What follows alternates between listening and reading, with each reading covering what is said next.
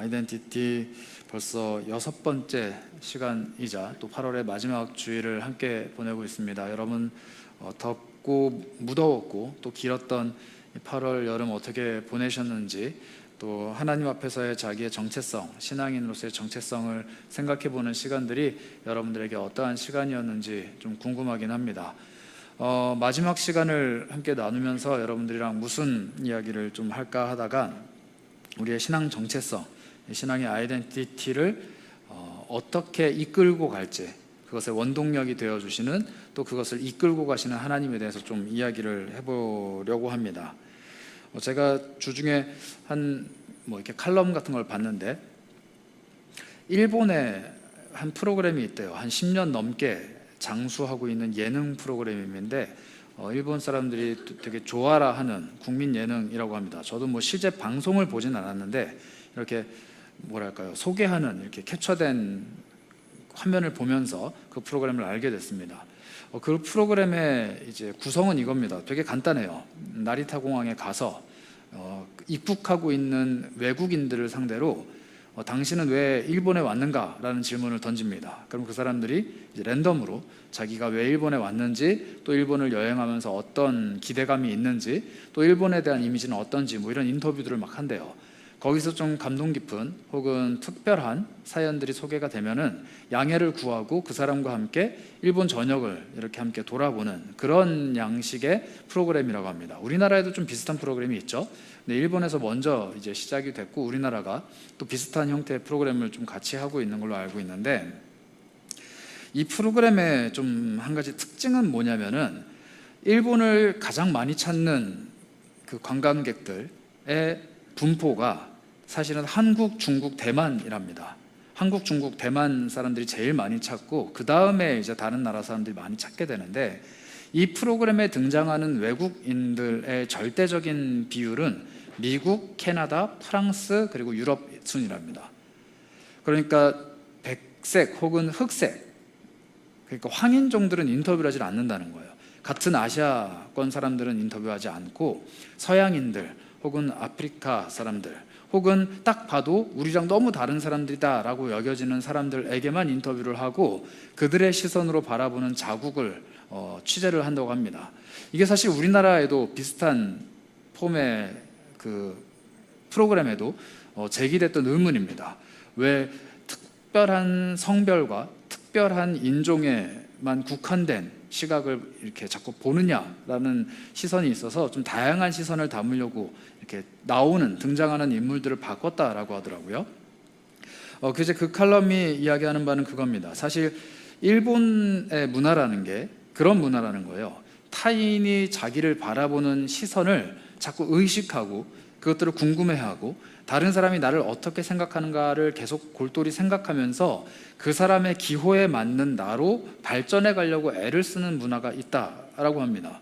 그래서 상대방이 나를 어떻게 생각하는지, 또 상대방이 나를 어떻게 바라보는지에 굉장히 예민하게 반응하는 국민성이 있고, 그 국민성이 그 프로그램에 잘 드러나게 되고, 그러다 보니까 유럽 사람들, 특히 이제 서양 사람들이 아시아라고 하면 갖고 있는 어떤 환상이나, 혹은 아시아라고 하게 되면은, 아시아 문화라고 하게 되면은 그 사람들이 좋아하는 어떤 특이한 문화의 어떤 특징들이 거의 대부분 일본이라는 거예요. 그래서 1970년대, 80년대 혹은 더 전 시대에는 일본풍이라는 게 서양에서 많이 유행을 하기도 했고요. 특히 유럽에서 일본 제품들이나 일본의 문화들이 많이 유행했다고 합니다.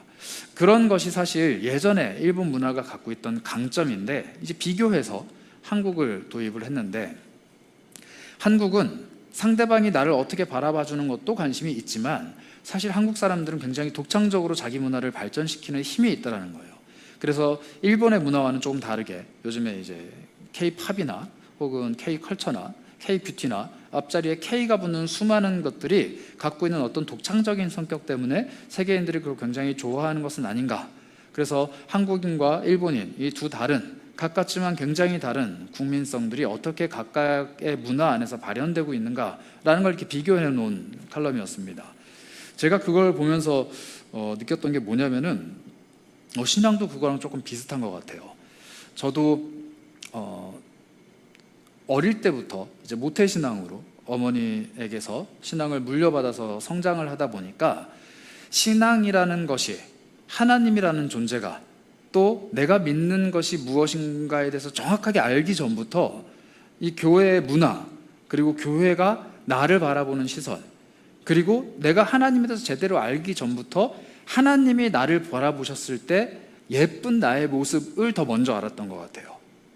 그러니까 내가 나만의 신앙, 나만의 우리가 이야기하고 있는 신앙의 아이덴티티를 확립하기 전에 이미 교회로부터, 혹은 부모님으로부터, 혹은 신앙의 공동체로부터, 혹은 내가 알고 있는 신앙적인 지식들로부터 내가 하나님 앞에서 이런 모습을 갖춰야 하나님이 나를 예뻐하시고 기뻐하시고 좋아하실 거야 라는 것이 먼저 형성이 되어 있다 보니까 이것을 쫓아가기에 급급했던 것 같습니다.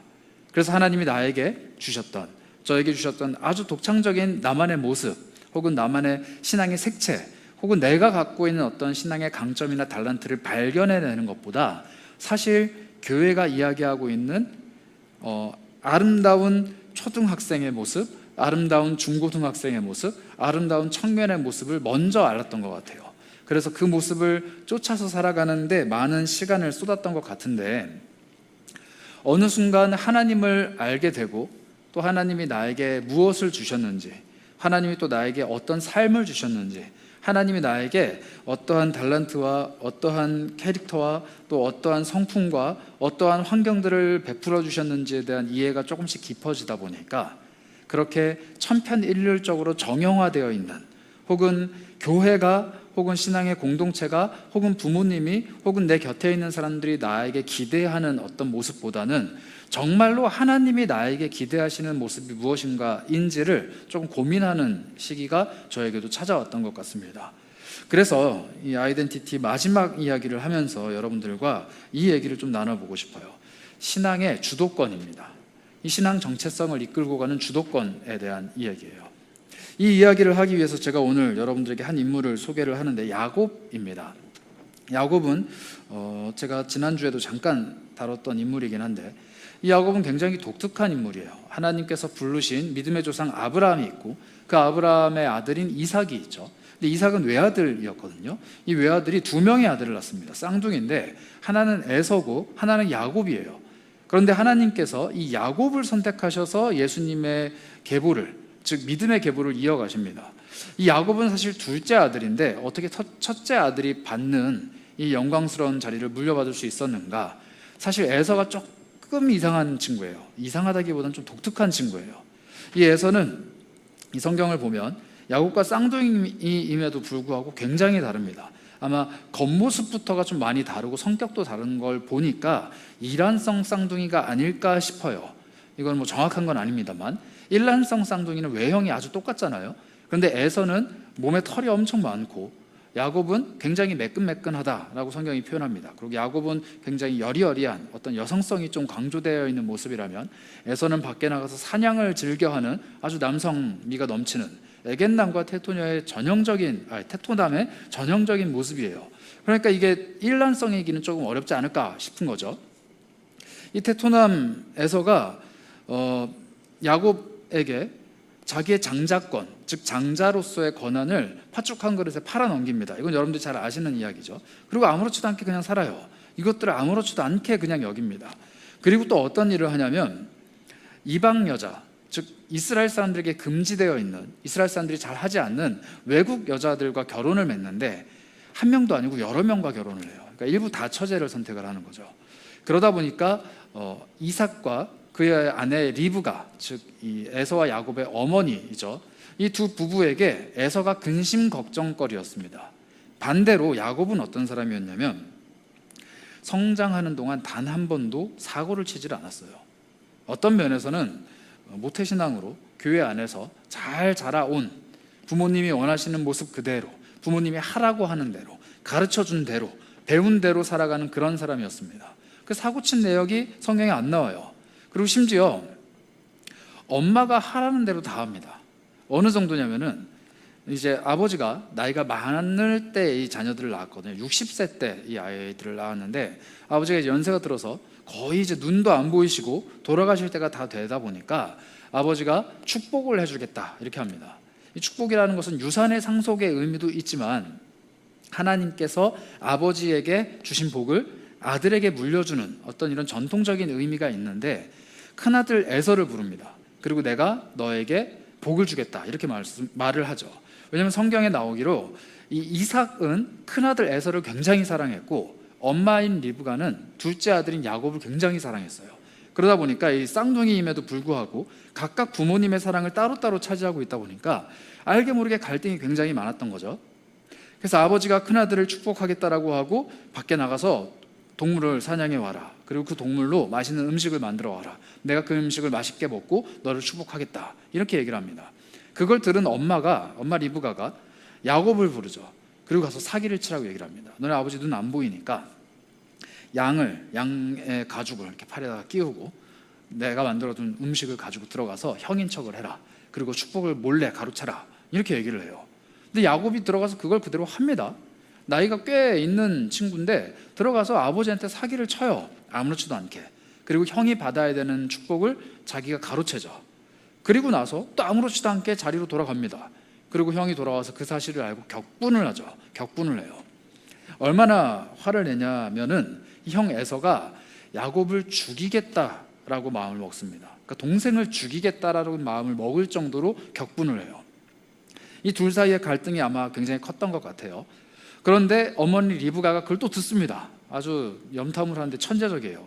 이 형의 말을 또 듣고 안 되겠다, 이러다가는 내가 야곱이 죽겠다 싶으니까 또 야곱한테 이야기를 합니다. 너 빨리 지금 도망을 가라. 그 야곱이 또 그 얘기를 들어요. 그래서 아빠한테 대충 인사하고 엄마한테 또 작별을 고하고 형 몰래 야반도주를 합니다. 열심히 도망을 가요.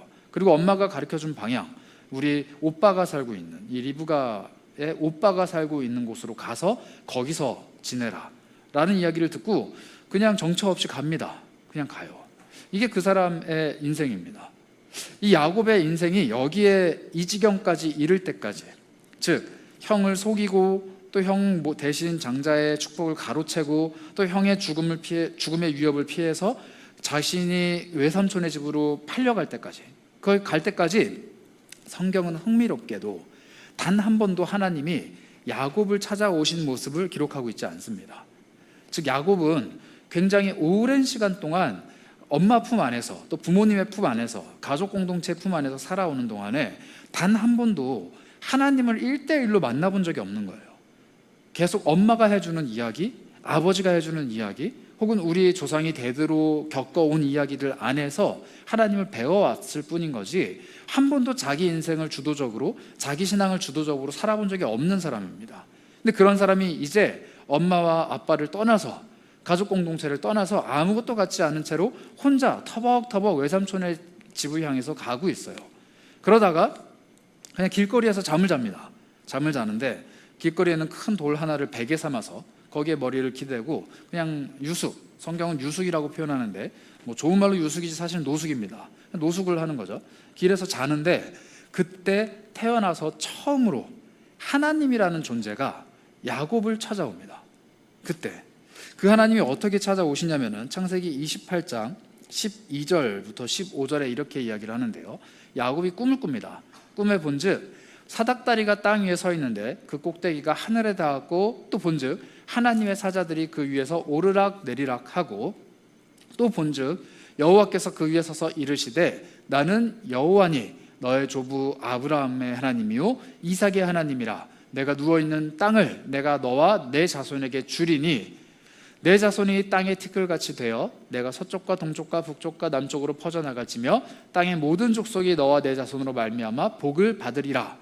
내가 너와 함께 있어 내가 어디로 가든지 너를 지키며 너를 이끌어 이 땅으로 돌아오게 할지라. 내가 내게 허락한 것을 다 이루기까지 너를 떠나지 아니하리라 하신지라. 이렇게 얘기합니다. 조금 긴데 이거를 요약해보면 이거예요. 12절은 뭐라고 얘기하냐면 나는 너의 할아버지의 하나님이고 너의 아버지의 하나님이야. 아브라함의 하나님이고 이삭의 하나님이야 라고 하나님이 자기소개를 하십니다. 그런데 뭐라고 말씀하시냐면은 나는 너의 하나님이다, 이렇게 얘기하세요.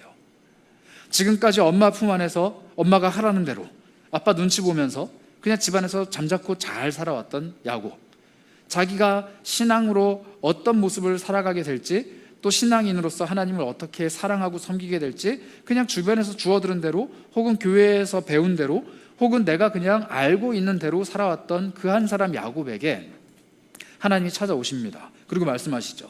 너는 나를 아브라함의 하나님, 이삭의 하나님, 즉 너의 조상들의 하나님으로 알고 있었겠지만 나는 그 누구도 아닌 너의 하나님이다, 이렇게 말씀하시는 거예요. 그리고 그 하나님이 뭐라고 또 말씀하시냐면 15절, 내가 너와 함께 있을 거다. 내가 너와 함께 있을 거다. 그리고 내가 너에게 말한 것을 다 이룰 때까지 내가 너를 떠나지 않을 것이다, 이렇게 말씀하십니다. 지금 야곱은 단 한 번도 살아생전에 하나님이 나와 함께 계시다는 사실을 뼈저리게 혹은 선명하게 느낀 적이 없어요. 근데 지금 어떤 상황이에요? 엄마가 빨리 도망가라고 해서 아무것도 챙겨 나오지 못한 채로 그저 황급하게 도망가고 있는 이 상황. 자신의 유일한 형제였던 그 형이 나를 죽이겠다고 작정을 한 그 상황. 아버지를 속였기 때문에 아버지의 얼굴도 다시 보기 어려운 그 상황. 그런 상황에 지금 도망하고 있는 와중인데 하나님이 나와 함께 하시겠다라고 약속을 해주시는 거예요. 그리고 나를 떠나지 않겠다라고 약속을 해주시는 거죠. 야곱이 처음 마주한 하나님은 바로 그 하나님입니다. 조상들의 하나님이 아니라 나의 하나님, 그리고 내 곁에서 멀리 계신 하나님이 아니라 내 곁에 가까이 계신 하나님, 이게 바로 임마누엘의 하나님이라는 거예요. 그때 야곱이 잠에서 퍽 깹니다. 깬 다음에 뭐라고 이야기를 하냐면 그 뒤에 야곱이 뭐라고 얘기하냐면은 이 땅은 베델이다. 야곱이 잠에서 깨어 이르되 틀어주세요. 야곱이 잠에서 깨어 이르되 여호와께서 과연 여기 계시거늘 내가 알지 못하였도다, 이렇게 말합니다. 여호와가 여기 계시다라고 얘기를 하는 거죠. 하나님이 지금 나는 하나님과 함께 지냈던, 그리고 가족들과 함께 기거했던 그 집을 떠나서 알 수 없는 곳으로 이리저리 가고 있는데 내가 가는 곳곳마다 하나님이 계시는구나 라고 고백을 하는 거예요. 그리고 자기가 누웠던 그 돌을 제단으로 삼아서 하나님 앞에 예배를 합니다. 그리고 그곳을 뭐라고 부르냐면은 벳엘, 즉 하나님의 집이라고 부르는 거예요. 여러분, 하나님의 집이라고 하면은 물론 집에 다양한 형태가 있을 수 있겠지만 집은 기본적으로 바닥이 있어야겠고요, 뭐 기둥도 있어야겠고요, 벽도 있어야겠고요, 문과 창문이 있어야 되고 지붕이 있어야 됩니다. 그래야 뭐 집이라고 말할 수 있죠. 기둥 하나 딱 세워놓고 집이라고 이야기할 수 없는 것이고, 문 하나 딱 세워놓고 집이라고 할 수 있는 것도 아닙니다. 그런데 지금 아무것도 없고 돌 하나가 덩그러니 놓여 있는데 거기를 지금 야곱은 뭐라고 얘기하냐면 하나님이 거하시는 곳, 하나님의 집이다 라고 이야기를 하는 거예요. 우리는 흔히 그런 착각을 좀 할 때가 있습니다.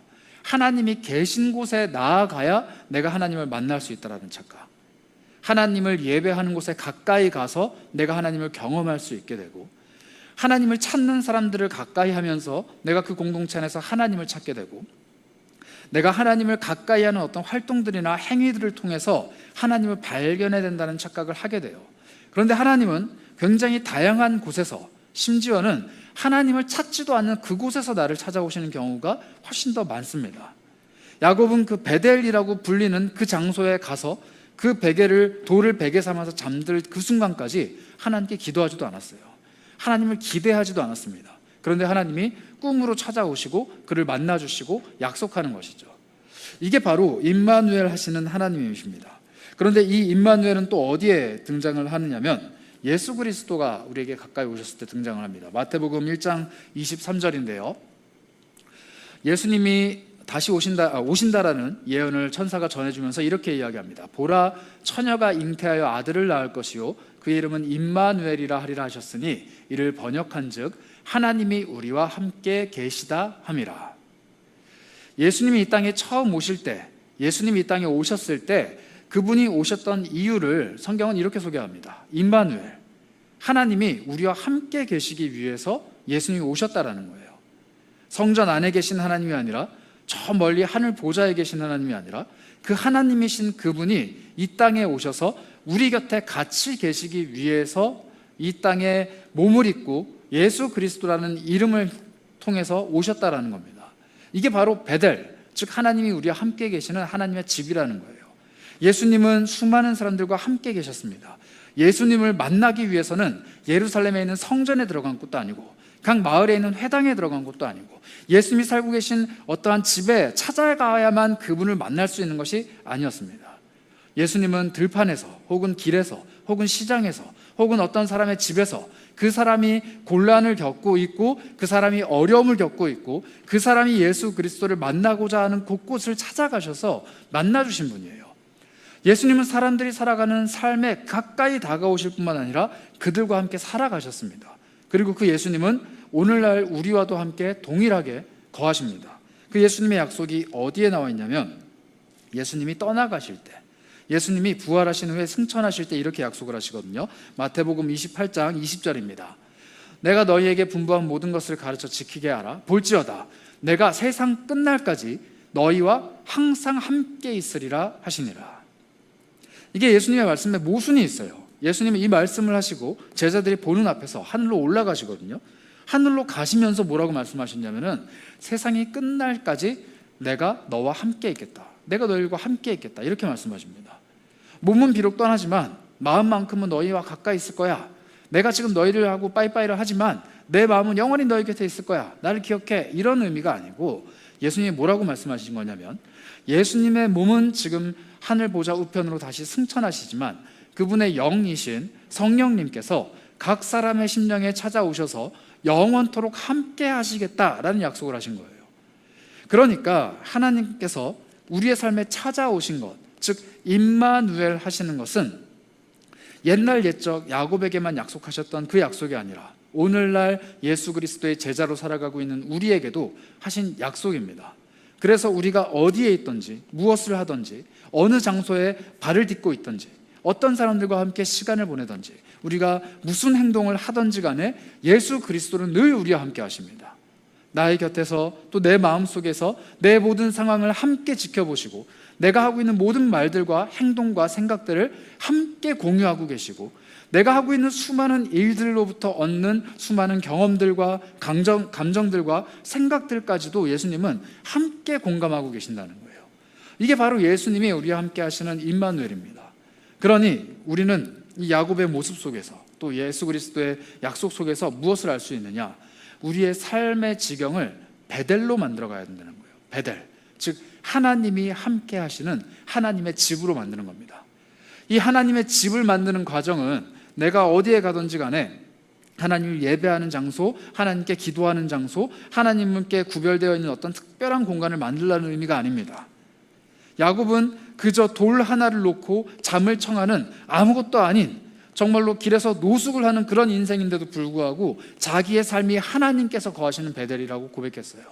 우리도 마찬가지입니다. 예수 그리스도가 나와 함께 동행하신다면 내가 무엇을 하든지 가치 있는 일이나 가치 없는 일이나 사람들이 주목하는 일이나 주목하지 않는 일이나 그 어느 일도 상관없이 예수와 함께 동행하기만 한다면 하나님께서 거하시는 베델로서의 삶을 살아갈 수 있다는 거예요. 내가 누굴 만나며 무슨 행동을 하며 어떠한 삶을 살아가든지 간에 내가 걸어가는 모든 발걸음을 하나님께서 동행하시는 삶, 즉 베델의 삶을 살아가도록 나와 함께 하시겠다고 하나님이 약속하셨습니다. 그러니 사실 정확하게 말하자면 내 모든 삶은 이미 베델이에요. 내 모든 삶은 이미 임마누엘입니다. 내가 그것을 깨닫느냐 깨닫지 못하느냐의 차이인 거죠. 이미 하나님은 나와 함께 하고 계십니다. 이미 예수 그리스도는 나와 동행하고 계세요. 이미 성령님은 내 마음속에 내주하고 계십니다. 그런데 내가 그것을 인정하고 인식하고 그것을 받아들이느냐 아니면 거부하고 외면하고 모른 채 하느냐의 차이인 것뿐입니다. 예수 그리스도는 끊임없이 나와 함께 동행하십니다. 결코 나를 떠나지 않으십니다. 내가 세상 끝날까지 너희와 함께 하겠다 말씀하셨고 아직 세상의 끝날은 오지 않았기 때문에 예수님은 지금도 우리와 함께하고 계십니다. 그리고 그 예수님을 의지하는 삶, 예수님을 바라보는 삶, 예수님을 인정하는 삶을 오늘도 예수님은 찾고 계십니다. 그래서 예수님이 말씀하셨잖아요. 공중에 다니는 새들도 들에 있는 동물들도 다 머리를 둘 곳이 있지만 인자, 즉 예수님은 머리 둘 곳이 없다, 이 말씀을 하셨습니다. 머리 둘 곳 하나가 없어서 길에서 떠돌고 있는 야곱을 하나님이 바라보셨어요.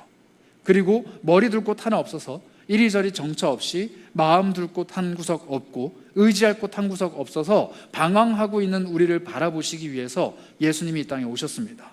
그리고 본인은 머리 둘 곳 하나 없이 살아가셨지만 우리에게 의지할 곳, 즉 머리를 둘 수 있는 베델로서의 하나님을 제시해 주셨어요. 여러분들 그런 하나님을 의지하시기 바랍니다. 여러분들의 삶 속에 늘 함께 하시고 늘 동행하시는 베델의 하나님이 여러분들께 있었으면 좋겠습니다.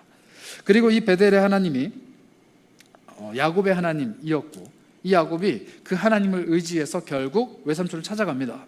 그리고 외삼촌의 집에서 지난주에 잠깐 이야기했던 야곱이 사랑에 미쳐있는 사람이라고 그랬잖아요. 이 레아와 라헬이라는 두 여인을 아내로 맞이하죠. 그리고 또 각각 그 두 여인의 몸종을 또 아내로 맞이합니다. 그래서 아내가 총 4명이에요. 아내가 4명인데 이 아내로부터 아들 11명을 낳습니다. 11명의 많은 아들들을 낳고 큰 가족을 이루어요. 그러기까지 최소 14년이 걸립니다. 성경에 이제 7년과 7년을 봉사했다라고 얘기를 하는데 14년을 외삼촌에게 봉사를 하고 큰 가족과 큰 재산을 이루고 자신만의 가업을 딱 만듭니다. 그랬는데 이 오랜 시간이 지나가는 동안 성경은 또 흥미롭게도 무엇을 기록하느냐? 야곱이 단 한 번도 하나님을 찾지 않은 것을 기록합니다. 웃기죠? 어머니의 품 안에서 지낼 때, 아버지의 가족 안에서 지낼 때는 배우는 과정이었으니까 하나님을 찾지 않았다는 게 이해가 돼요. 그런데 하나님께로부터 꿈을 보고 하나님이 나와 함께 하신다는 것을 확신을 하고 난 후에 우리 같으면 하나님을 자꾸 찾고 하나님을 구하고 이랬을 텐데 야곱이 사랑하는 여인을 만나고 열심히 일을 하고 자녀들을 키워내고 가업을 일으키려고 열심히 노력을 하다 보니까 어느 순간 하나님을 또 잊고 지내는 것 같아요. 하나님을 모른 채 하면서 지내는 것 같습니다. 물론 예전에 만났던 그 하나님을 잊지는 않았을 거예요. 그 하나님이 멀리 있다고 생각하진 않았을 겁니다. 그런데 그렇다 할 반응이 없이 그냥 시간이 계속 흘러가요. 흘러간 후에 야곱의 인생에 위기가 찾아옵니다. 창세기 31장 2절과 3절에 이렇게 이야기를 하는데요. 야곱이 장인 어른인 라반의 안색을 본즉 자기에 대하여 전과 같지 아니하더라. 여호와께서 야곱에게 이르시되 내 조상의 땅 내 족속에게로 돌아가라. 내가 너와 함께 있으리라 하신지라. 이런 말씀이 나옵니다. 이게 무슨 말씀이냐면요, 장인 어른이 사위였던 야곱, 자기의 두 딸을 준 야곱이 점점 부자가 되니까 조금 쳐다보는 눈빛이 변한 거예요. 그리고 이 장인어른에게 아들들이 있었거든요. 즉 처형이죠. 처형들이 자꾸 자기를 시기하는 겁니다. 그래서 뭐라고 얘기하냐면 아버지 우리의 이 처남 즉 야곱이 어디서 굴러먹다가 갑자기 와가지고 우리의 동생들이랑 결혼을 했는데 이 사람이 점점 아버지의 재산을 뺏어가는 것 같습니다. 아버지의 것이 이 사람에게 넘어가는 것 같습니다. 자꾸 이런 얘기를 하는 거예요. 그래서 야곱이 그 얘기를 듣고 이 눈치를 보니까 장인어른의 안색이 예전과 같지 않다라는 것을 깨닫게 됩니다. 그래서 불안하게 되죠. 그때 야곱에게 하나님이 다시 한번 찾아오십니다. 다시 한번 찾아오시는데 놀랍게도 하나님이 무엇을 말씀하시냐면 지금 아내를 만나고 가족을 이루고 잘 살아가고 있는 야곱이 어떻게 하면 장인어른과 화해할 수 있는가를 말씀하시는 게 아니라 아버지의 집으로 돌아가라고 이야기를 합니다. 아까 잠깐 띄워주셨던 창세기 31장 3절 다시 한번 띄워주시겠어요? 여호와께서 야곱에게 이르시되 내 조상의 땅 내 족속에게로 돌아가라. 이렇게 첫 번째로 말씀하시고요. 두 번째는 내가 너와 함께 있으리라 이렇게 말씀하십니다. 이게 아까 우리 잠깐 살펴봤던 이 베델에서의 하나님이 하셨던 말씀의 그대로 반복입니다. 베델에서는 뭐라고 말씀하셨죠? 나는 아브라함의 하나님, 이삭의 하나님, 너의 조상들의 하나님이기도 하지만 너의 하나님이야 라고 말씀하셨죠. 지금 하나님 또다시 나타나셔서 뭐라고 말씀하시냐면은 나는 너의 조상들에게 약속의 땅을 준 하나님이야. 그런데 그 땅은 너의 조상들의 땅이 아니라 너가 돌아가야 될 땅이야 라고 말씀을 하시는 거죠. 그리고 아까 또 말씀하셨던 거, 나는 너와 함께 할 것이다. 너에게 말했던 이 모든 말씀이 이루어지기까지 너와 너를 결코 떠나지 않을 것이다. 임마누엘을 말씀하셨던 하나님이 다시 지금 또 임마누엘을 말씀하십니다. 그리고 야곱에게 돌아가라고 이야기를 하는 거죠. 그래서 야곱은 결심을 합니다. 돌아가야겠다. 그리고 이 장인어른과 우여곡절 끝에 잘 정리를 하고 돌아가기 시작하죠.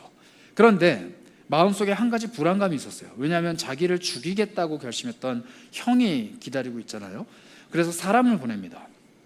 사람을 보내서 형, 나 이제 돌아갈 건데 어디에서 지내고 있느냐, 나 그쪽으로 가겠다라고 이제 기별을 하죠. 그리고 그 사람들이 돌아오는데 놀랍게도 이런 소식을 가지고 와요. 형이 남자 400명을 데리고 당신을 만나러 지금 출발했다, 이 얘기를 합니다. 형이 남자 장정 400명을 이끌고 출발을 했다는 거예요.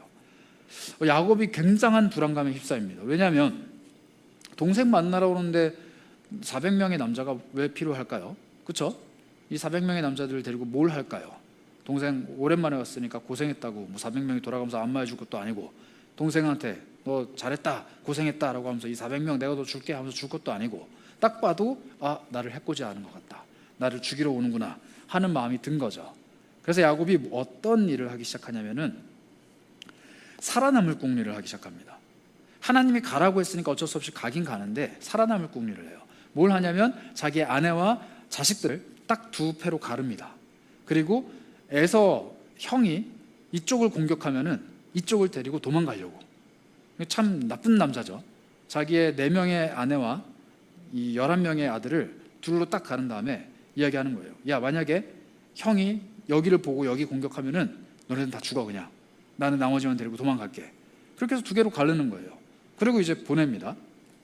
그것도 모자라서 자기가 갖고 있는 수많은 그 재산들 중에서 소와 양과 뭐 여러 가지 것들이 있을 거 아니에요. 그걸 종류별로 다 뽑습니다. 뽑아가지고 자기 종을 시켜가지고 계속 보내요. 하나 보내고 또 보내고 또 보내고 또 보냅니다. 보내면서 뭐라고 당부를 하냐면은 우리 형을 만나면은 이거 내가 준 선물이라고 얘기해, 이렇게 얘기해요. 그래서 첫 번째 때를 만나고 두 번째 때를 만나고 세 번째 때를 만나고 네 번째 때를 만나게 합니다. 자기가 할 수 있는 모든 행동들을 다 해요. 재산과 가지고 있는 재물들을 다 투자해서 형의 환심을 사려고 노력하고, 또 어떻게든 피해를 줄여보려고 자기의 사랑하는 자녀들과 가족들을 2패로 나눕니다. 그리고 나서 모든 걸 다 보낸 후에 그래도 불안하니까 이 야곱이 선택했던 방법이 뭐냐면 오늘 우리가 읽은 이 본문, 즉 하나님의 사자, 하나님의 천사를 붙들고 씨름을 하는 이 야복 나루터에서 있었던 그날 밤의 일이 이 야곱에게 일어나기 시작한 겁니다. 야곱의 마음에 불안감이 너무나도 컸어요. 그래서 다 보내고 나서도 본인이 가장 뒤에 남습니다. 왜냐하면 에서가 죽이고자 하는 건 결국 자기 자신이니까 앞에서 무슨 일이 막 일어나고 어떤 일이 일어났다는 소식이 들리면은 곧장 도망가려고 자기가 제일 뒤에 남은 거죠. 그런데 그 남아있는 야곱이 마치 예전에 엄마의 이야기를 듣고 그 곁을 떠나왔던 것처럼 지금 또 아무것도 갖지 못한 채로 다시 또 혼자서 터벅터벅 걷고 있는데, 그 상황에 한 사람이 나타납니다.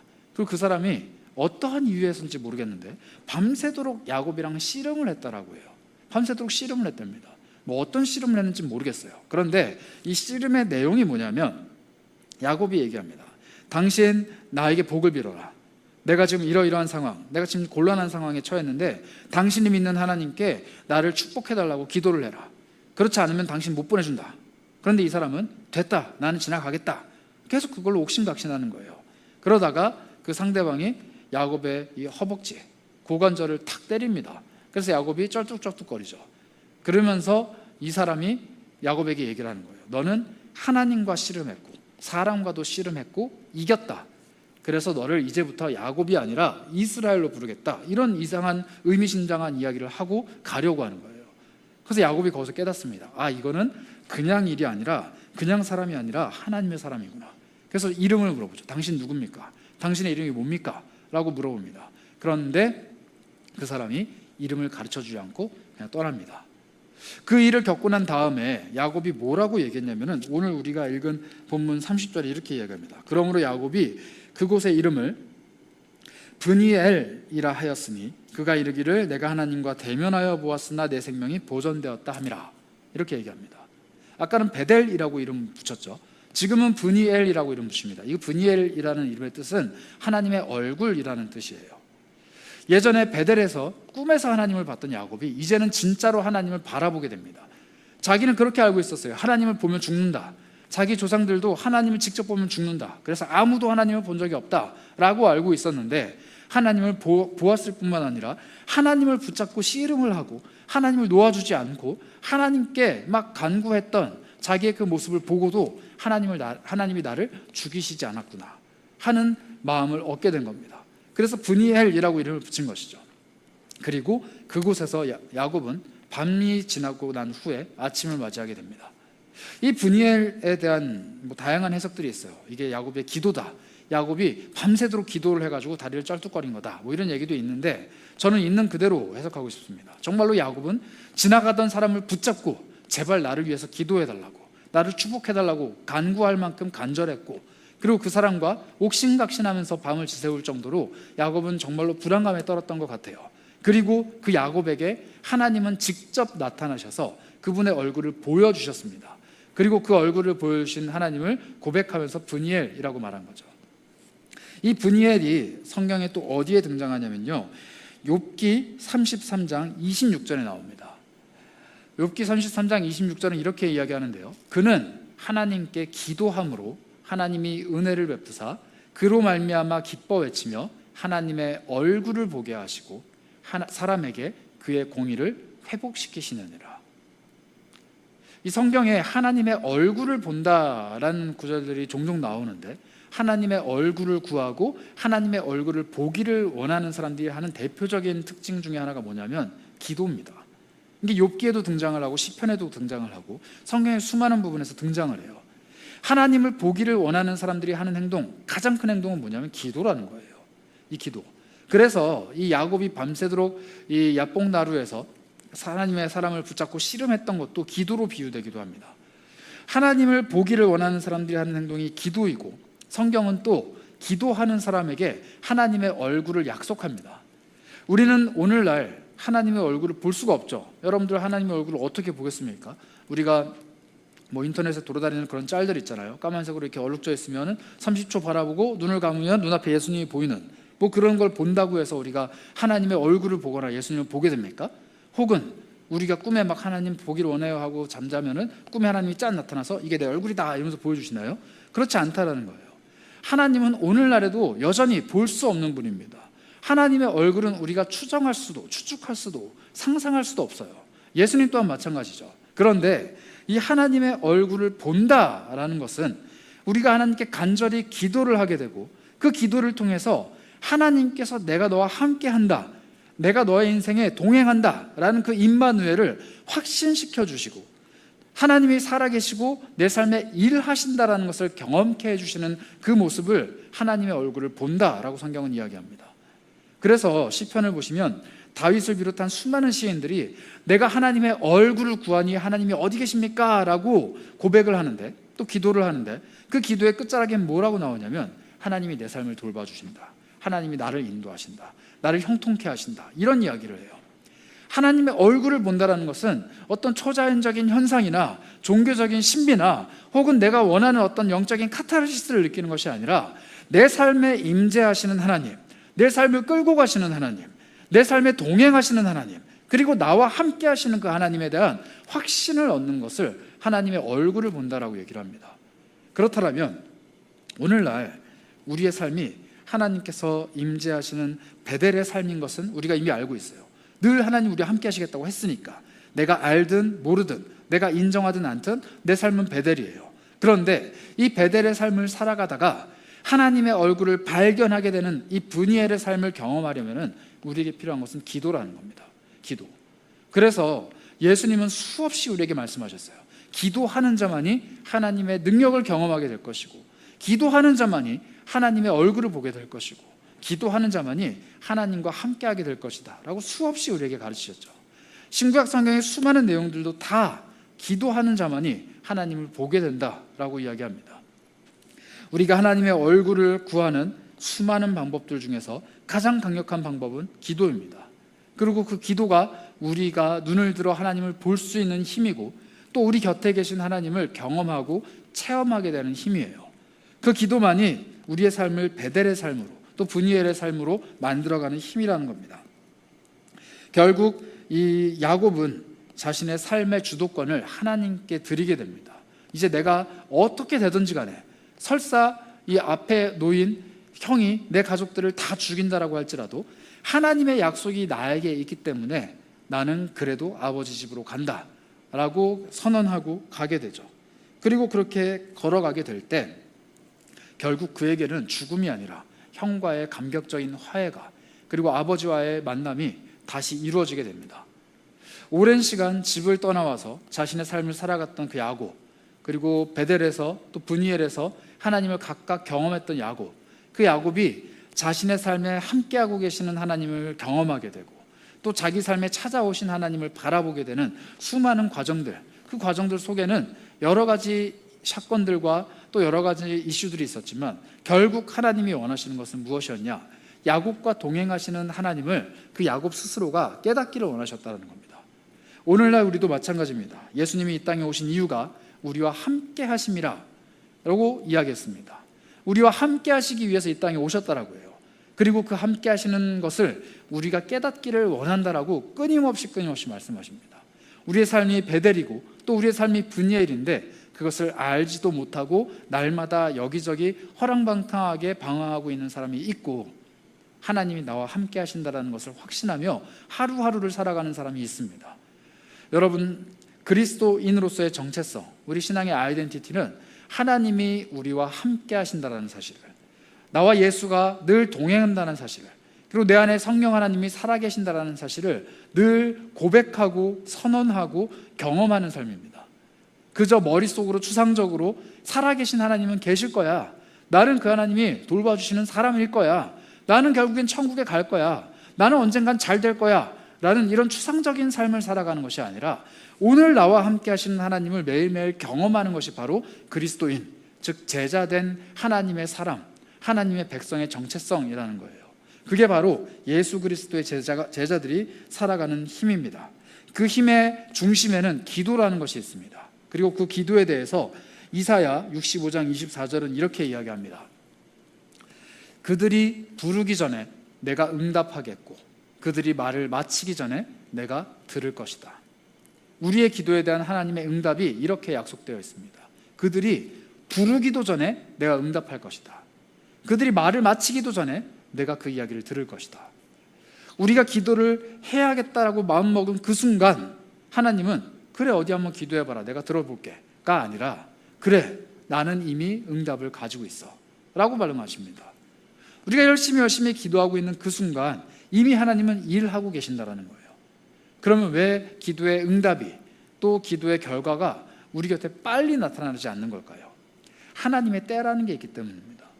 하나님의 때가 우리 곁에 다가올 때까지 우리가 해야 될 일은 기도라는 겁니다. 그래서 아까 봤던 이사야의 말을 좀 뒤집어서 이야기한다면 그가 말을 마치기 전에 내가 응답하겠다라는 하나님의 약속을 신뢰하는 사람이라면 하나님이 응답하실 때까지 자신의 기도하는 것, 즉 말하는 것을 마치지 않아야만 합니다. 하나님이 대답하신다라는 것을 기대하는 사람이라면 대답하실 때까지 부르짖는 거죠. 왜냐하면 하나님이 내가 부르짖을 때 대답하겠다, 응답하겠다 말씀하셨으니까 내가 하나님께 기도하는 것을 멈추지 않는 겁니다. 그래서 성경은 우리에게 가르치죠. 쉬지 말고 기도해라. 그 기도가 끊이지 않고 우리 삶에 흘러넘칠 때 하나님께서 우리 삶에 응답하시고 하나님께서 우리 삶에 대답하시고 하나님이 우리의 삶에 동행하시다라는 것을 가르쳐 주시는 그 브니엘의 놀라운 경험이, 또 하나님이 우리와 함께 하신다라고 하시는 이 베델의 놀라운 경험이 우리 삶에 다가온다라는 겁니다. 여러분 삶 속에서 하나님을 경험하고 싶으시다면 끊임없이 기도하셨으면 좋겠어요. 매 순간순간 찾아오는 수많은 상황들과 찾아오는 수많은 일들과 또 찾아오는 수많은 사람들 앞에서 하나님과 함께 교제하며 기도하는 그런 삶을 이어가셨으면 좋겠습니다. 하루를 마감하는 순간에도 기도하시고 또 하루를 시작하는 순간에도 기도하시고 내일을 준비하며 기도하고 또 오늘을 지나가며 기도하고 또 지나간 과거를 다시 돌아보며 기도하고 끊임없이 하나님과 내 삶을 기도하며 교통할 때 하나님이 내 삶에 하나씩 찾아오시고 만져가시는 일들이 일어난다는 겁니다. 이 세상은 수많은 기도로 채워져 있습니다. 그 기도로 하나님을 만나가는 사람들로 채워져 있어요. 기도하지 않는 사람들, 기도하지 않는 그리스도인들에게는 아무런 일도 일어나지 않습니다. 그러나 기도하는 그리스도인에게는 하나님의 일이 시작이 됩니다. 야곱이 사람에게 떠밀려서, 엄마에게 아빠에게 떠밀려서 자기의 길을 걸어갈 때 하나님은 그 자리에서도 베델의 하나님으로 그를 만나 주셨습니다. 그리고 야곱이 이제는 상황에 떠밀려서 어쩔 수 없이 다시 또 돌아올 때 하나님은 브니엘의 하나님으로 그를 만나 주셨습니다. 여러분들 매일매일의 삶이 상황과 환경과 사람에게 이리저리 떠밀려서 어쩔 수 없이 걸어가는 것만 같은, 하나님이 동행하시지 않는 것만 같은, 말도 안 되는 그런 일들이 내 앞에 일어난다 할지라도 하나님은 그 길마저도 동행하신다라는 겁니다. 꼭 기억하시기 바랍니다. 내가 걸어가는 길도 예수님이 동행하십니다. 내가 스스로 알아서 가는 그 길도 예수님이 동행하신다는 거예요. 내가 원치 않는 길이라고, 그러니까 예수님이 원치 않는 길이라고 해서 내가 원해서 가는 그 길을 예수님이 나와 멀리 가시지 않습니다. 내가 그 길을 홀로 걸어갈 때 예수님이 자리에 서서 기다리시지 않는다라는 거예요. 우리 예수님은 길을 잃어버린 한 명의 양을 찾아서 산과 골짜기를 돌아다니시는 좋은 목자이십니다. 예수님은 가시지 않아도 되는 그 가시밭길을 나를 위해서 걸어가신 분이에요. 그런 분이 내가 잘 몰라서, 내가 원치 않아서, 내가 생각지도 못한 기회이기 때문에 걸어가게 되는 그 길을 마다하시지 않는다라는 겁니다. 우리 인생의 모든 길을 함께 걸어가실 예수님을 신뢰하셨으면 좋겠습니다. 그리고 그 길이 나만의 길이 아니라 예수 그리스도와 동행하는 길이라는 것을 꼭 기억하셨으면 좋겠어요. 그래서 8월 한 달간 이 아이덴티티 시리즈를 여러분들과 함께 나누며 마지막으로 여러분들에게 드리고 싶은 축복과 권면은 이겁니다. 여러분들이 신앙의 정체성을 위하여, 또 이 세상 속에서 신앙인으로 살아가기 위하여 어떠한 길을 걸어가든지 예수 그리스도는 여러분과 함께 동행하십니다. 그리고 예수님은 그 길을 마다하지 않으십니다. 함께 하시고 함께 걸어가시고, 그 동행하시는 예수님과 함께 놀라운 경험, 놀라운 체험, 놀라운 승리를 날마다 경험하는 여러분들 되시길 축복합니다. 그래서 우리 함께 기도할까요? 우리가 정말 그리스도인으로, 예수님의 참된 제자로, 하나님 나라의 백성으로 이 세상 앞에서, 또 하나님 앞에서 멋지고 선하고 아름답게 살아가기를 원합니다. 하나님이 원하시는 삶을 살아가기를 원하고, 하나님이 기뻐하시는 삶을 살아가기 원하고, 하나님께서 찾기를, 또 하나님이 구하시기를 원하는 그 삶을 나 또한 찾고 구하기를 원합니다. 그러나 우리의 삶이 그렇게 호락호락하지 않고 녹록지 않다라는 것 너무 잘 알고 있습니다. 수많은 선택 앞에서 고민하게 되고, 여러 가지 길 앞에서 방황하게 되고, 다가오는 벽들을 놓고 신음하고 낭망하고 넘어지고 자리에 주저앉아서 어찌할 바를 몰라서 고민하게 되는 것이 우리들입니다. 그런데 예수님은 그러한 우리들의 모습까지도 이미 아시고 동행하시겠다고 약속해 주셨습니다. 내가 나의 진로를 놓고 고민하고 있는 그 순간에도 예수님은 나와 함께 고민하십니다. 내가 나의 미래를 두고 고민하고 있는 그 순간에도 예수님은 그 미래를 위하여 오늘도 일하고 계십니다. 내가 사람들과의 관계 속에서, 내가 재정적인 문제 앞에서, 내가 나 스스로만 알고 있는 수많은 어려움들과 갈등 속에서 하나님을 찾고 구하는 그 순간들마다 예수님은 늘 내 곁에서 함께하고 계신다는 거예요. 그 예수님이 동행하는 삶이 나의 삶이고, 내가 걸어가는 모든 발걸음이 다 베델의 발걸음이며, 내가 마주하고 있는 모든 현실은 사실 하나님의 얼굴, 즉 브니엘입니다.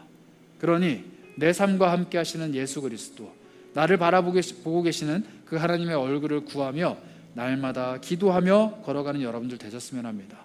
그래서 오늘 함께 기도합시다. 하나님, 내 삶이 베델의 삶이 되기 원합니다. 날마다 하나님과 함께하는 그런 삶이 되기 원합니다. 또 하나님, 내 삶이 브니엘의 삶이 되기 원합니다. 날마다 주님의 얼굴을 바라보고 기뻐하는 삶이 되기 원합니다. 나와 동행하시는 하나님, 내 곁에 계시는 예수 그리스도, 내 마음속에 살아계신 성령님을 내가 잊지 않고 날마다 고백하는 사람 되게 하여 주옵소서. 내가 주님을 기억하고 주님을 바라보며 주님을 기뻐하는 사람 되기 원합니다. 하나님, 내 인생에서 떠나지 마시고 나와 영원토록 함께하여 주옵소서. 이런 마음으로 잠시 기도하도록 하겠습니다.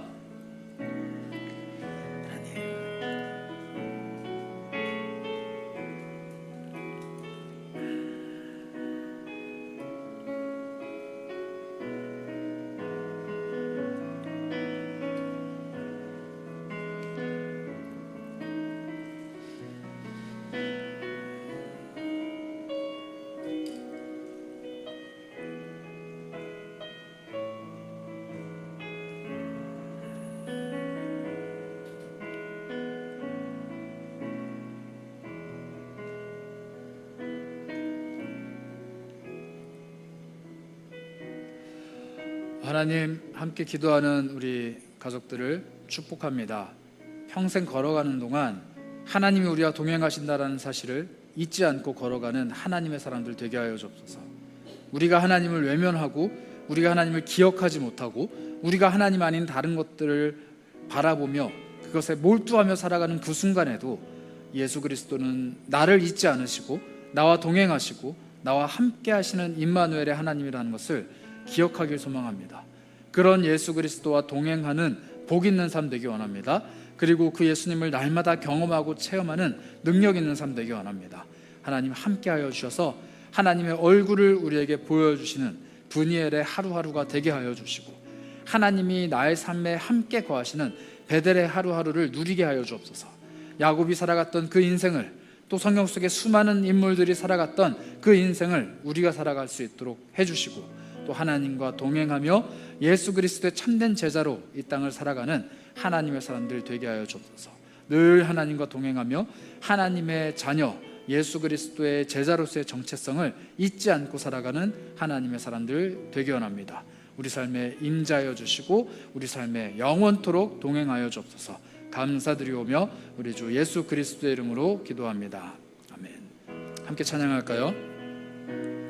우리의 삶이 주의 것이라는 것을, 보이지 않아도 우리 주님과 함께 걸어간다는 것을 믿음으로 고백하며 찬양하도록 하겠습니다. 주님 내 길을 잘 아시고, 주님 내 길을 잘 아시고 내 걸음 아시네.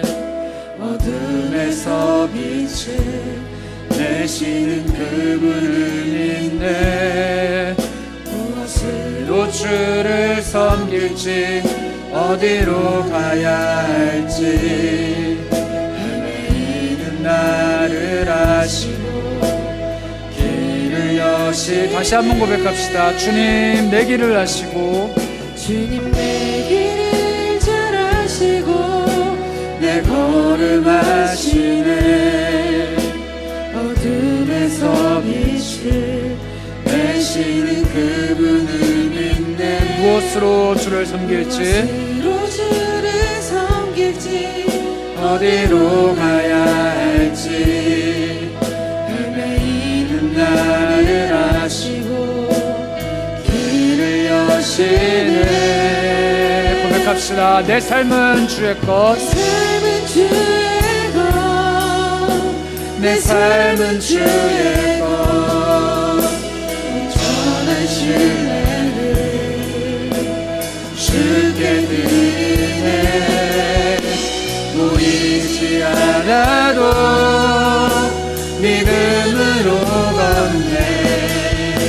주 영광 바라보며 주만 따라. 다시 한번 고백합시다. 내 삶은 주의 것, 내 삶은 주의 것, 내 삶은 주의 것. 온전한 신뢰를 주께 드리네. 보이지 않아도 믿음으로 걷네. 주 영광 바라보며. 다시 한번 고백합시다. 내 삶은 주님의 것입니다. 내 삶은 주의 것, 내 삶은 주의 것. 온전한 신뢰를 주께 드리네. 보이지 않아도 믿음으로 걷네. 주 영광 바라보며 주만 따르네. 고백합시다. 좁은 길을 따르라. 좁은 길을 따르라. 승리의 주, 영원한 생명 되시네. 고난 중에 순종을 배워가며, 고난 중에 순종을 배워가며 너의 모든 삶 맡겨드리라. 다시 한번 고백합시다. 좁은 길을 따르라. 좁은 길을 따르라.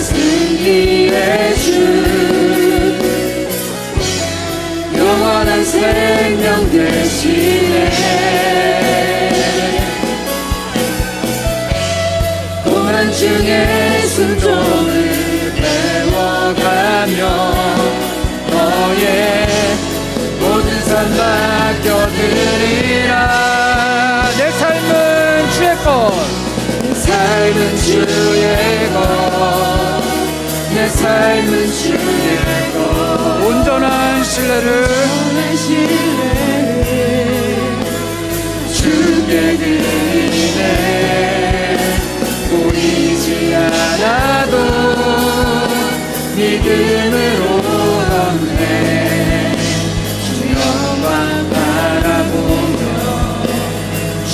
다시 한번 고백합시다. 내 삶은 주의 것, 내 삶은 주의 것, 내 삶은 주의 것, 온전한 신뢰를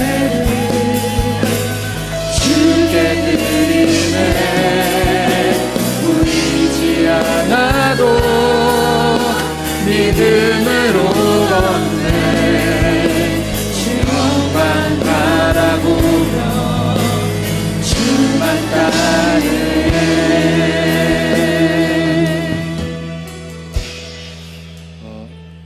여러분, 저는 목사거든요. 근데 저도 내일의 제가, 내년에 저의 모습이, 먼 훗날 저의 삶이 어떻게 될지 저도 모르겠습니다. 하나님을 가까이 하고 싶어서 성경을 아무리 들여다봐도 내일의 나의 삶에 대해서 하나님은 가르쳐주지 않으시더라고요. 어디를 어떻게 걸어가야 될지, 무엇을 해야 될지, 또 가진 것이 별로 없는데 무엇으로 하나님을 어떻게 섬기고 즐거워해야 되는지 하나님은 가르쳐주지 않으십니다. 그런데 성경을 보니까 하나님은 하나님의 얼굴빛을 우리에게 비춰 보이신다 합니다. 야곱이 그랬습니다. 어디로 가야 되는 건지, 내가 어떻게 살아가야 되는 건지 막막하기 짝이 없던 그때에 돌덩어리 하나를 놓고 잠든 그 순간에 하나님을 보게 됩니다. 그리고 반대로 수많은 것들을 이루어낸 그 삶의 시점에 생명이 위협받는 그 불안감 속에서 떨고 있을 때 다른 그 어떤 것이 아니라 하나님을 의지하라고, 하나님의 얼굴을 보라고 하나님이 또 한 번 가르쳐 주십니다. 그게 우리의 삶인 것 같습니다. 여러분, 베델의 하나님, 브니엘의 하나님이 저와 여러분의 하나님이 되기 원합니다. 세상 끝날까지 너희와 함께 하겠다고 약속하신 예수님은 세상의 끝날까지 무슨 일이 어떻게 일어날지 모든 것을 다 아시는 그분께서 그것을 우리에게 가르쳐 주시지 않는 이유, 그리고 가르쳐 주시지 않음에도 불구하고 내가 너와 함께 하겠다라고, 그런 나만 바라보고 따라오라고 말씀하시는 그 이유를 매일매일 알아가는 저와 여러분이 되길 바랍니다. 그래서 오늘 한번 기도할까요? 하나님, 나는 여전히 미래가, 또 나의 삶이, 내가 가지고 있는 것들이 내가 어떻게 하나님을 따르고 하나님을 섬기고 하나님의 자녀로서의 정체성을 가지고 살아가야 될지 여전히 막막합니다. 그러나 내가 날마다 구하는 것은 하나님의 얼굴입니다. 살아계신 하나님이 나와 함께 하신다는 것을, 예수 그리스도께서 나와 동행하신다는 것을, 성령님이 내 마음을 너무나도 잘 알고 계신다는 것을 매일매일 경험하고 인정하고 체험하기 원합니다. 그리고 그것을 통해 매일매일 하나님을 알아가기 원합니다.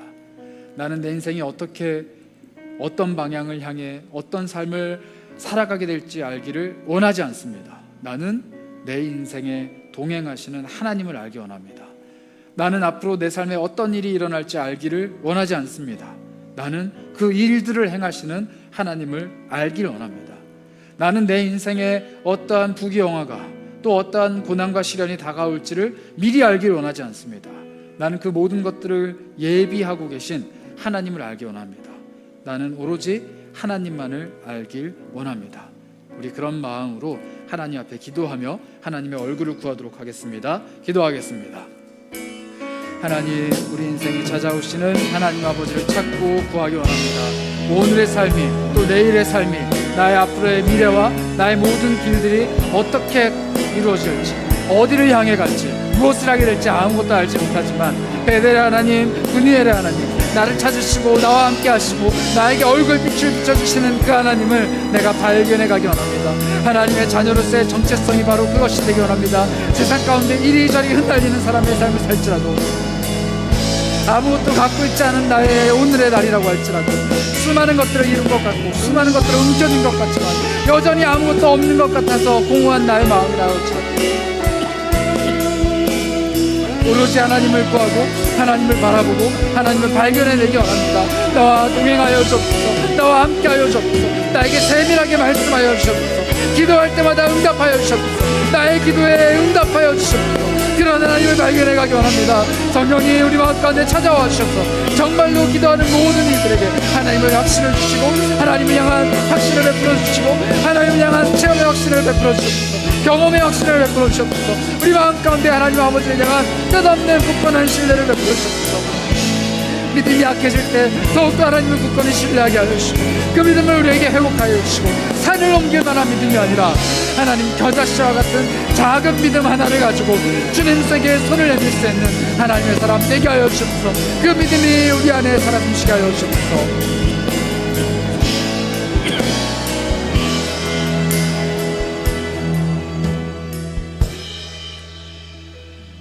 우리 다시 한번 기도하실 때는 하나님 앞에 믿음을 구했으면 합니다. 겨자씨 하나가 같은 작은 믿음으로 큰 일을 할 수 있다 하셨습니다. 믿음만 있다면 예수 그리스도를 볼 수 있고, 믿음만 있다면 예수님과 동행할 수 있고, 믿음만 있다면 예수 그리스도와 함께 일할 수 있다 하셨습니다. 그러니 오늘 우리가 다시 한번 구할 때는 그 믿음을 구했으면 합니다. 하나님이 나와 함께 하신다라는 믿음. 내 삶이 지금은 이리저리 방황하는 것만 같고 아무것도 갖추지 않은 것 같고 아무것도 없는 것 같고 정말 나약하기 짝이 없는 나의 모습일지라도 그런 나를 사랑해 주신다는, 그런 나와 함께 해주신다는 그 예수 그리스도가 내 곁에 계신다라는 그 믿음 하나만 가지고 우리가 이 세상을 너끈히 살아갈 수 있다라는 또한 그 믿음을 우리가 구했으면 합니다. 그래서 다시 한번 기도하실 때 이렇게 기도할까요? 하나님, 이 세상의 그 어떤 것보다 내가 믿음 하나만을 갖기 원합니다. 이 세상에 있는 수많은 것들보다 내가 믿음 하나만을 갖기 원합니다. 나와 동행하시는 하나님, 나와 함께 하시는 하나님, 그 하나님을 믿는 믿음으로 이 세상을 살아가는 믿음의 사람 되게 하여 주옵소서. 나에게 굳건하고 큰 믿음을 베풀어 주시길 원합니다. 이런 마음으로 함께 기도하도록 하겠습니다. 하나님, 우리에게 믿음을 베풀어 주시고 함께하여 주시고 성령님의 놀라우신 은혜가 충만하게 임할 수 있도록 도와주시고, 성령님 우리 삶 가운데 임재하여 주시고 우리의 기도에 응답하여 주시고 이 기도가 하나님의 기도가 될 수 있도록 속히 응답하여 주시옵소서. 믿음으로 하는 기도에 하나님 응답하여 주시고 그 기도가 하나님의 기도, 하나님의 마음에 합한 기도, 하나님의 뜻에 합한 기도가 될 수 있도록 역사하여 주시옵소서. 주의 얼굴을 구하는 기도를 할 수 있도록 도와주시고 우리 마음의 소원과 간구를 주 앞에 걸어갈 때마다 주님의 얼굴을 더욱 구하게 하여 주시고 주님과 함께 걸어가는 삶이 될 수 있도록 인도해 주시고 주님을 구하는 기도를 우리가 드리기 원합니다. 주와 함께하는 기도가 되기 원합니다. 하나님 이 기도 가운데 자정하여 주시고 힘을 더하여 주시고 날마다 기도하며 하나님의 얼굴을 구할 수 있도록 도와주시고 놓치지 않는 기도가 되게 하시고 힘쓰는 기도가 되게 하시고 멈추지 않는 기도 되게 하시고 낙심하지 않는 기도, 끝까지 붙이는 기도, 하나님 앞에 머무는 기도가 될 수 있도록 역사하여 주옵소서.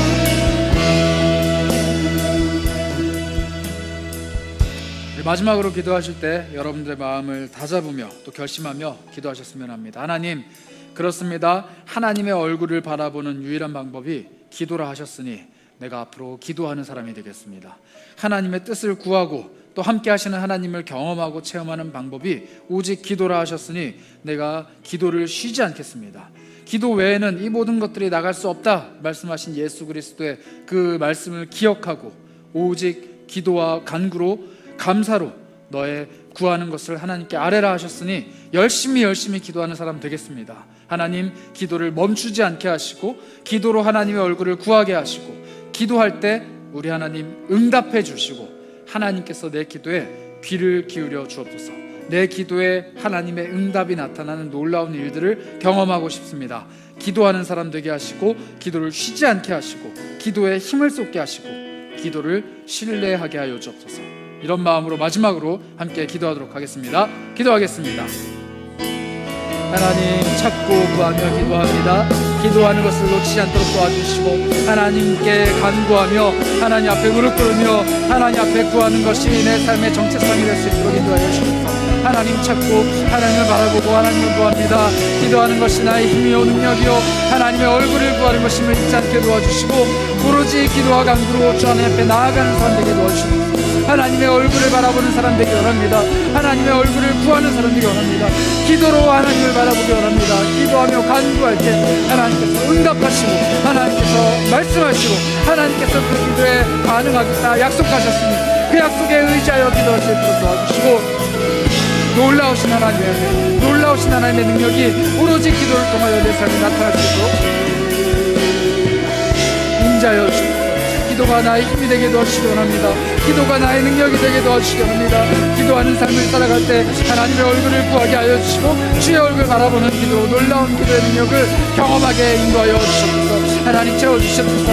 기도의 능력을 우리에게 충만하게 채워주시옵소서. 성령 하나님, 기도하며 강구하는 영혼들이 더욱더 늘어나게 도와주시고 기도하며 하나님을 찾는 영혼을 더욱더 늘어날 수 있도록 인도하여 주시고 하나님 아버지를 찾고 구하며 하나님 앞에 기도할 때마다 그 기도의 심령을 더 깊은 곳으로 이끌고 가서 하나님을 찾게 하여 주시고 하나님을 구하게 하여 주시고 살아계신 하나님을 바라볼 수 있도록 인도하여 주시고 우리의 삶에 찾아오시는 죽음의 손길을 빠짐없이 느끼며 체험하며 하나님을 놀라워할 수 있는 은혜의 사람 될 수 있도록 도와주셨소서.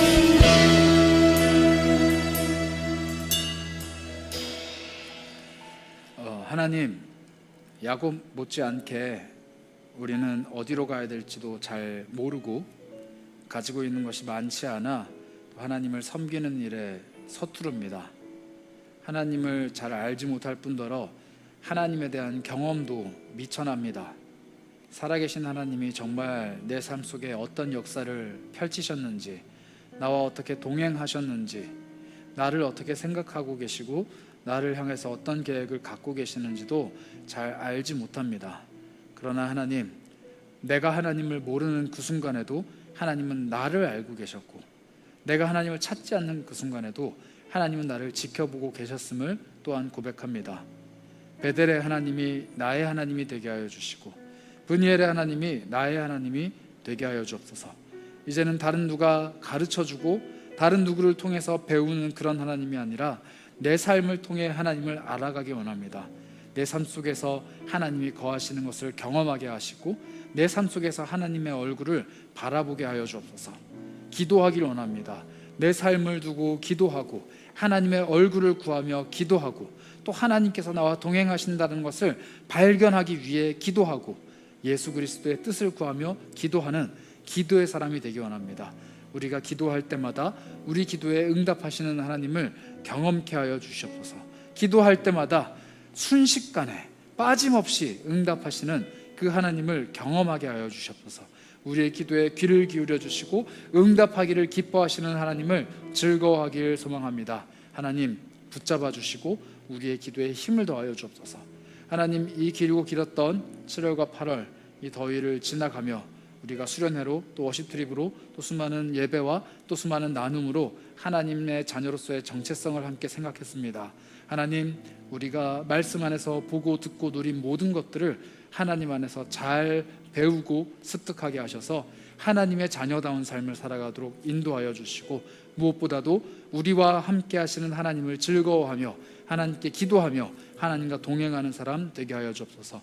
언제나 하나님과 함께하는 우리 청년 공동체, 언제나 하나님과 동행하는 우리 세계로 모든 영가족들이 되기를 간절히 소망합니다. 우리 주 예수 그리스도의 이름으로 기도합니다. 아멘.